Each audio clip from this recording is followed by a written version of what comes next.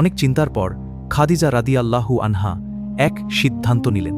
তিনি তার বিশ্বস্ত নারী নাফিসা রাদিয়াল্লাহু আনহাকে ডাকলেন। খাদিজা রাদিয়াল্লাহু আনহা বললেন, মুহাম্মদের চরিত্র আমাকে মুগ্ধ করেছে। তারপর নাফিসা রাদিয়াল্লাহু আনহা নবীজির খোঁজে বের হলেন। নাফিসা রাদিয়াল্লাহু আনহা জিজ্ঞেস করলেন, আপনি কি বিয়ে করতে চান? নবীজি শান্তভাবে বললেন, আমার সেই সামর্থ্য কোথায়? নাফিসা রাদিয়াল্লাহু আনহা বললেন, যদি খাদিজা রাজি থাকেন। নবীজি নীরব হয়ে গেলেন আর চিন্তা করতে লাগলেন। এরপর বিষয়টি নবীজির চাচাদের জানানো হলো। দুই পরিবারের মধ্যে আলোচনা হলো আর সবাই সম্মতি দিলেন। খাদিজা রাদিয়াল্লাহু আনহা ছিলেন পবিত্র, জ্ঞানী ও সম্মানিত নারী।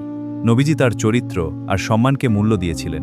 অবশেষে আল্লাহর ইচ্ছায় তাদের পবিত্র বিবাহ সম্পন্ন হলো। নবীজিকে যারা সত্যিই ভালোবাসেন, কমেন্টে ভালোবাসা প্রকাশ করুন। বেশি বেশি শেয়ার, ফলো এন্ড সাবস্ক্রাইব করুন।